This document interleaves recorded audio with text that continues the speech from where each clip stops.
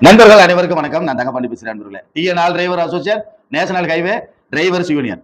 இப்ப தொடர்ந்து பாத்தீங்கன்னா ஒரு 4-5 நாட்களாக நம்ம கிட்ட வர்ற பிரச்சனைகள் பூராமே இந்த வண்டி பைனான்ஸ் சம்பந்தப்பட்ட பிரச்சனைகளாதே வருது. இது உண்மையிலே நண்பர்கள் எல்லாருக்கும் புரிதல் இருந்து இந்த மாதிரி பிரச்சனைகளை மாற்றாங்களா, புரிதல் இல்லாம மாற்றாங்களா அப்படின்றது நம்மளே யோசிக்க முடியல. நம்ம விசாரிச்ச நமக்கு தெரிஞ்ச சில விஷயங்களை நண்பர்களுக்கு தெளிவா தெரியப்படுத்துறோம். தெரிஞ்சுக்கங்க, புரிஞ்சுக்கங்க, அதை ஃபாலோ பண்ணிக்கங்க. என்ன தகவல்? கண்டிப்பான முறையில நீங்க இந்த கண்டினியூக்கு வண்டி வாங்குறீங்க பாத்தீங்களா, அந்த மாதிரி வாங்க கூடாது. கண்டினியூ அப்படிங்கிறது சட்டத்திட்டத்துல இடம் இல்லை.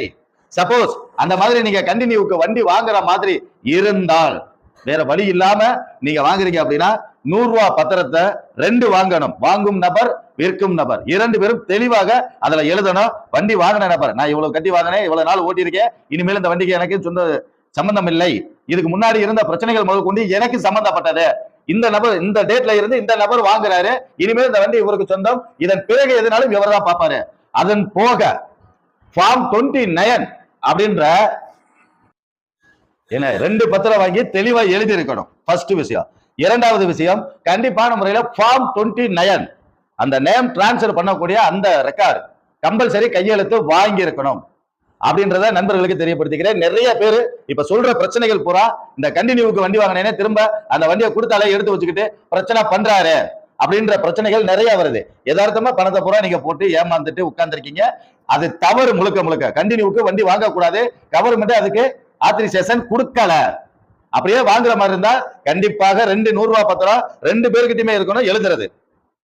அதை நான் தெளிவா தெரியப்படுத்திக்கிறேன். ஃபார்ம் 29 கையெழுத்து வாங்கணும் நண்பர்களே. அடுத்தபடியாக பைனான்ஸ். இப்ப பைனான்ஸ் கட்டி வண்டியை எடுத்துட்டு போயிடுறாங்க அப்படின்ற பிரச்சனைகள் நிறைய வருது. நல்லா கேட்டுக்கங்க.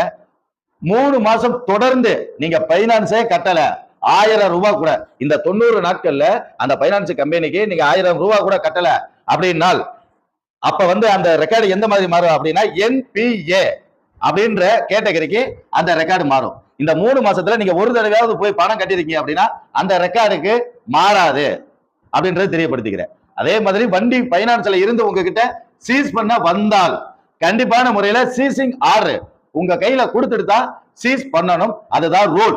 அப்பதான் நீங்க வண்டியை கொடுக்கணும். அடுத்த கட்டமாக வண்டியை சீஸ் பண்ண வர்றவங்க கிட்ட நீங்க டிவ் அமௌண்ட் இந்த 5000 10,000 15,000 நீங்க கொடுத்து விட்டீங்க அப்படின்னா அது உங்களுடைய கணக்குல வரவாகாது. அந்த நபர்கள் வர வைப்பாங்கன்றதுக்கு ஊர்ஜிதம் இல்ல. அதுக்கு நீங்க ரிசிப்ட் வாங்கணும். கம்பெனி பேர் போட்ட நீங்க கட்டுற பணத்துக்கு ரிசிப்ட் வாங்கணும். இடையில உங்களுடைய வண்டியை நாங்க சீஸ் பண்ணிட்டு போறோம் அப்படின்னு யாராவது சொன்னாங்கன்னா அந்த கம்பெனி நபர் எழுதி கொடுக்குற மாதிரி நீங்க